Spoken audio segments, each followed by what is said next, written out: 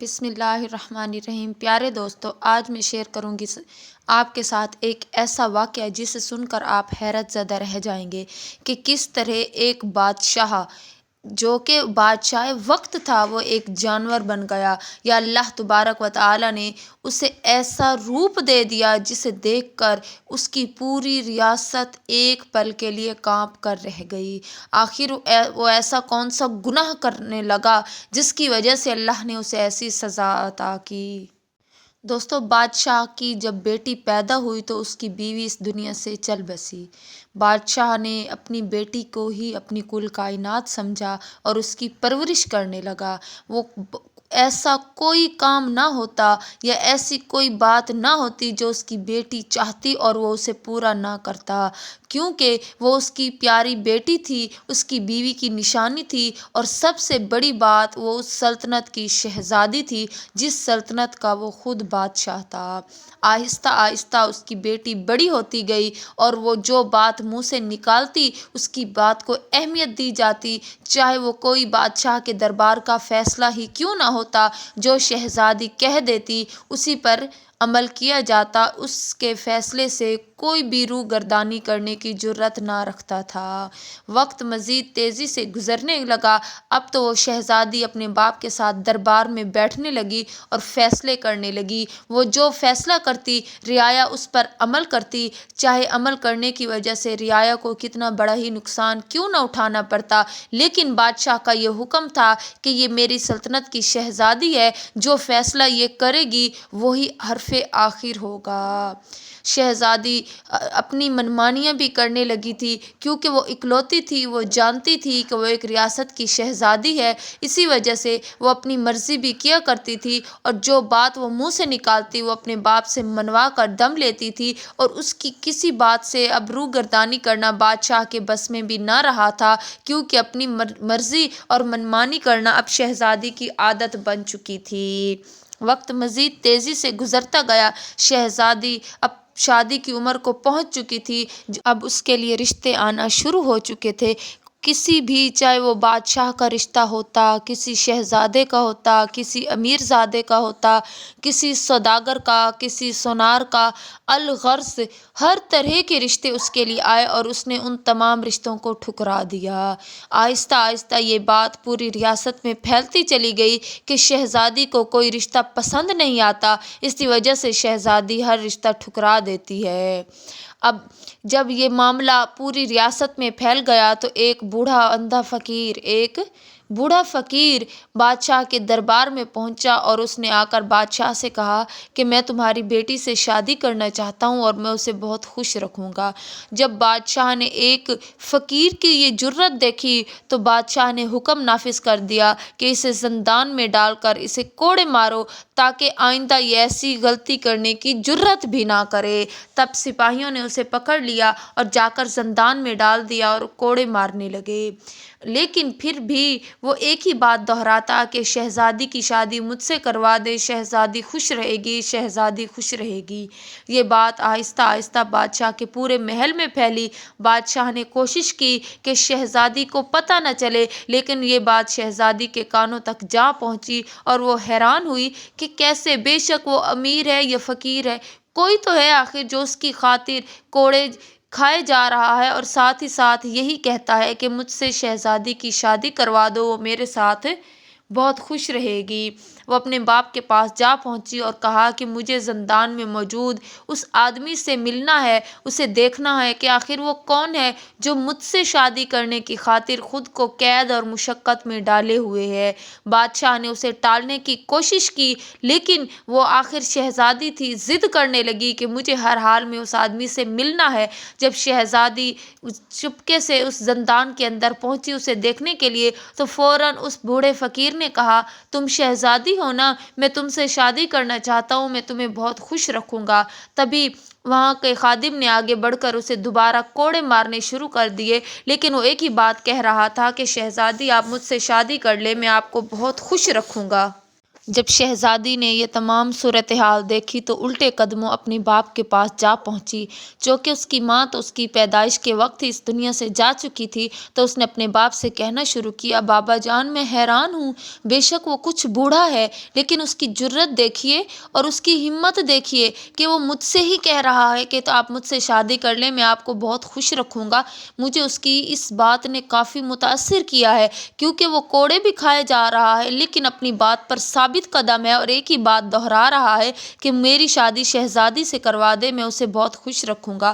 تو اس کا مطلب ہے جو بادشاہ کے روبرو کھڑا ہو جائے، جس کے اندر اتنی جرأت ہو کہ وہ مار بھی کھائے اور ساتھ ہی ساتھ یہ بھی پکارے کہ مجھے اس شہزادی سے ہی شادی کرنی ہے، اس کی ثابت قدمی، اس کی جرأت دیکھ کر میں حیران رہ گئی ہوں اور مجھے ایک عجیب سی بے چینی ہو رہی ہے جو مجھے اس بات کی طرف بار بار اشارہ کر رہی ہے کہ واقعی مجھے اس بوڑھے فقیر سے شادی کر لینی چاہیے۔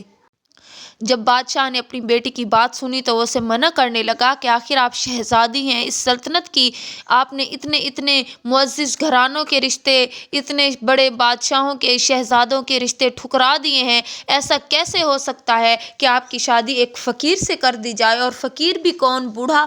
لوگوں کے اندر ہماری کیا حیثیت رہے گی؟ لوگ کیا سوچیں گے کہ شہزادی نے ہر کسی کو ٹھکرایا اور چنا بھی کسی ایک بوڑھے کو، اور وہ بھی فقیر جس کا ٹھکانہ نہیں ہے، جو لوگوں سے مانگ تانگ کر کھاتا ہے۔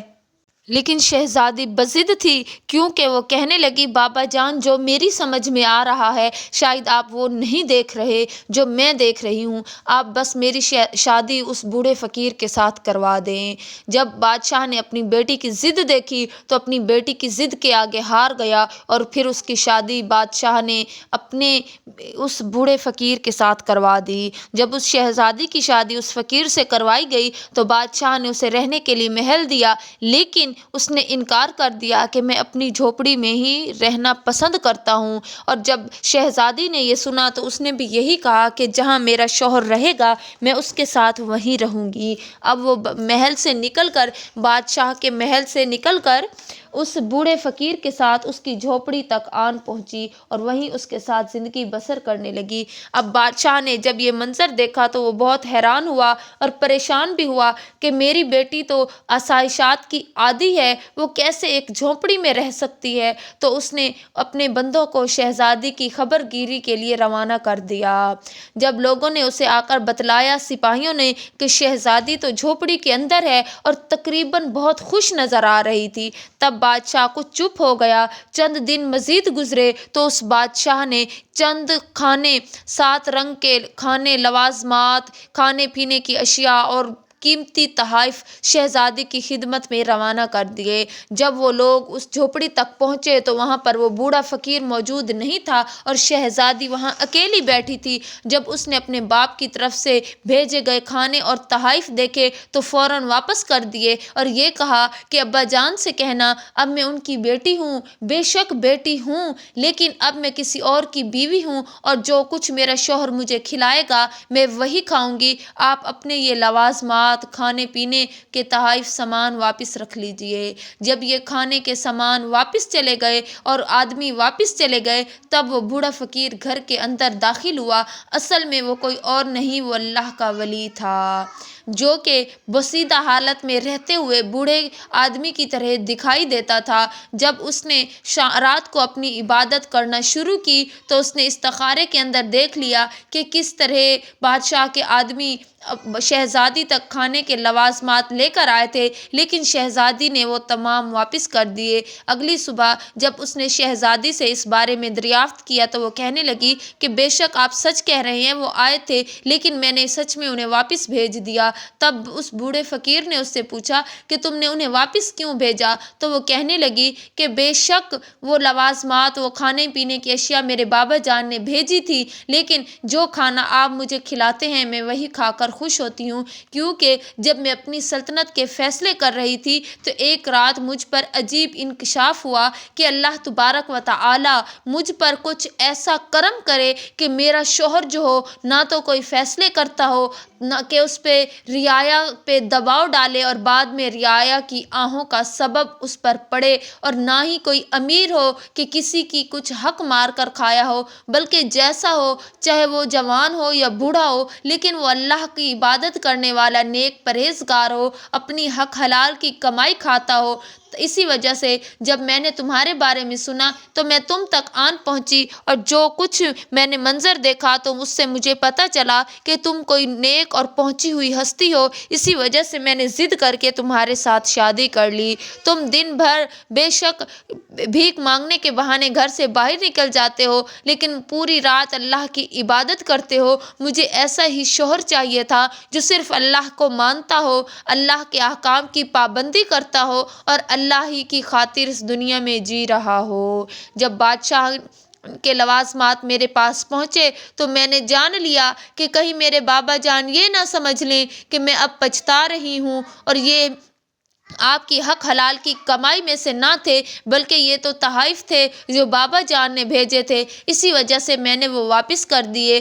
آپ جیسے کہیں گے میں ویسی زندگی گزاروں گی، کیونکہ جو دعائیں میں نے اللہ سے مانگی تھی آپ اسی کا تو نعم البدل مجھے ملے ہیں۔ جب بادشاہ تک خبر پہنچی کہ شہزادی نے تمام لوازمات واپس کر دی ہیں تو وہ طیش میں آ گیا، اور پھر وہ چاہنے لگا کہ کسی نہ کسی طرح اس بوڑھے فقیر کو مروا دیا جائے تاکہ اس کی بیٹی اس کے محل میں واپس آ جائے۔ لیکن جب بھی وہ کوئی آدمی بھیجتا تو کسی نہ کسی طرح اس کے تمام وار خطا ہونے لگے، تو اب اس نے ایک نئی سازش رچنا شروع کر دی۔ جو بادشاہ رعایا کے فیصلے کیا کرتا تھا، اپنی بیٹی کی محبت میں بیٹی کو واپس پانے کے لیے، اسے دنیا کی آسائشات دینے کے لیے اسی کا دشمن بن بیٹھا تھا۔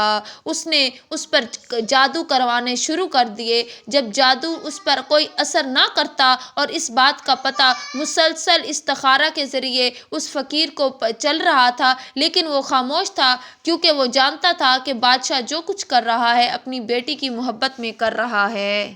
اب بادشاہ نے جب دیکھا کہ تمام وار خطا ہونے لگے ہیں تو اس نے جان لیا کہ وہ کوئی اور جو بوڑھا فقیر ہے وہ کوئی بھی نہیں ہے، بلکہ وہ کوئی جادوگر ہے جس نے اپنے جادو کے ذریعے میری بیٹی کو اپنے ساتھ باندھ رکھا ہے۔ نہ وہ مجھ سے ملنے آتی ہے اور نہ ہی میرے بھیجے گئے تحائف اور کھانوں کو لینا پسند کرتی ہے۔ جب اس نے یہ کہا تو جو جادو کرنے والا تھا اس نے کہا کہ نہیں، وہ کوئی جادوگر نہیں ہے، کیونکہ اگر وہ کوئی جادوگر ہوتا تو اس پر ہمارے جادو کا اثر ضرور ہوتا۔ وہ تو اللہ کی کوئی پہنچی ہوئی ہستی ہے جس پر ہمارا کوئی بھی جادو اثر نہیں کرتا، لوٹ کر واپس آ جاتا ہے۔ جب بادشاہ نے یہ سنا کہ جادو لوٹ کر واپس آتا ہے تو اسے بہت غصہ آیا۔ اس نے خود جادو سیکھا اور پھر اس بوڑھے فقیر پر جادو کرنا شروع کر دیا تاکہ وہ کسی نہ کسی طرح مر جائے اور میری بیٹی کی جان اس سے چھوٹ جائے۔ جب اس نے مسلسل جادو شروع کر دیا، وہ جادو اس بوڑھے فقیر پر تو کوئی اثر نہ کر سکا، الٹا جب اس پر واپس آیا تو وہ خود بھی اس میں لپٹتا چلا گیا، اور وہ بادشاہ اب ایک جانور بن چکا تھا۔ جب بادشاہ کے آدمی اس شہزادی کے پاس پہنچے کہ جلدی آؤ، تمہارے بابا جان کی کنڈیشن بہت خراب ہے، تو وہ اپنے شوہر کے ساتھ بھاگ کر آئی۔ جب کمرے کے اندر داخل ہوئی تو یہ دیکھ کر حیران رہ گئی کہ اس کا باپ ایک جانور بن چکا تھا۔ وہ کافی حیران پریشان ہوئی۔ تب اس کے شوہر نے اسے بتلایا کہ حیران ہونے کی ضرورت نہیں ہے، بلکہ تمہارا باپ مجھ پر جادو کر رہا تھا۔ جب اس جادو کا کوئی بھی اثر مجھ تک نہ پہنچ سکا تو وہ وار خطا ہوتے ہوئے واپس پلٹنے لگے، اور اسی جادو کی وجہ سے آج تمہارے بابا اس حال کو پہنچ چکے ہیں۔ تب وہ شہزادی رونے لگی، گڑ گڑانے لگی کہ یا باری تعالیٰ، یہ کیسا امتحان ہے ایک باپ کا اپنی بیٹی سے محبت کا، کہ اپنی بیٹی کی محبت میں اتنا پاگل ہو گیا ایک باپ کہ اس نے اپنی بیٹی کو واپس پانے کے لیے اس کے شوہر پر جادو شروع کیا، اور جادو بھی کیا تھا کہ وہ الٹا اسی کے باپ پر پڑ گیا۔ تب اس نے رو رو کر اللہ سے دعا کی کہ یا باری تعالیٰ، میرے ابا جان کو معاف فرما دے، کیونکہ اس نے جو کچھ بھی کیا میری محبت میں کیا۔ تب اس کے شوہر نے اور اس نے مل کر اللہ سے دعا مانگنی شروع کر دی۔ آہستہ آہستہ اس کا والد یعنی وہ بادشاہ دوبارہ ٹھیک ہونے لگ گیا۔ جب وہ ٹھیک ہوا، اس نے اپنی بیٹی کو اپنے روبرو پایا تو بھاگ کر اسے اپنے سینے سے لگا لیا اور رونے لگا کہ میں تمہارے بغیر نہیں नहीं रह सकता, तुम इस बूढ़े फ़कीर से जी छुड़ाओ और वापस मेरे पास आ जाओ। तब शहज़ादी ने उसे बतलाया कि अगर आज वो ठीक हुए हैं तो इसी की दुआओं की बदौलत हुए हैं। तब बादशाह को एहसास हुआ कि वो जो कुछ भी कर रहा था गलत कर रहा था। वाकई उसकी बेटी बहुत खुश है इसके साथ, क्योंकि ज़िंदगी की सबसे बड़ी खुशी यही होती है कि एक बीवी अपने शौहर के साथ खुश रहे। तब उस बादशाह ने उस बूढ़े फ़कीर से माफ़ी मांगी कि मैं अपनी बेटी की मोहब्बत में अंधा हो गया था। तब उस बूढ़े फ़कीर ने उसे माफ़ कर दिया और फिर अपनी बीवी को यानी शहज़ादी को लेकर वहाँ से बाहर आने लगा। तब बादशाह ने उससे रिक्वेस्ट की कि तुम यहीं रहो ताकि मेरी बेटी मेरी नज़रों के सामने रहे। लेकिन उस बूढ़े फ़कीर ने कहा, नहीं, मैं किसी बादशाह के दरवाज़े पर नहीं रहूँगा, मैं अपनी ज़िंदगी में अपनी झोपड़ी में बहुत खुश हूँ। तो शहज़ादी ने भी यही कहा कि मैं अपने शौहर के साथ काफ़ी खुश हूँ, मैं आपके महल की निस्बत वहाँ ज़्यादा खुश हूँ, आप परेशान मत होइए, मैं अपनी ज़िंदगी में काफ़ी मुतमईन हूँ। दोस्तों, इस कहानी से सीख ये मिलती है कि अगर कोई अब किसी की मोहब्बत में पागल होकर आगे बढ़ते हुए कोई जादू टोना करता है और उसका असर देख लें, उसे वापस खुद ही मिलता है। और जब अगर वो अल्लाह से सच्चे दिल से दुआ मांगे, माफ़ी तलब करे, गुनाहों की बख्शिश तलब करे, तो अल्लाह तबारक व तआला क्या नहीं कर देगा। अल्लाह ने उसे ना सिर्फ माफ़ कर दिया बल्कि उसके दिल को ये इत्मीनान भी अता किया कि उसकी बेटी जहाँ कहीं है वो बहुत खुश है। इसी वजह से वो अपनी बेटी के पीछे पागल होना छोड़ दे। वीडियो अच्छी लगी हो तो वीडियो को लाइक, चैनल को सब्सक्राइब करना ना भूलिएगा।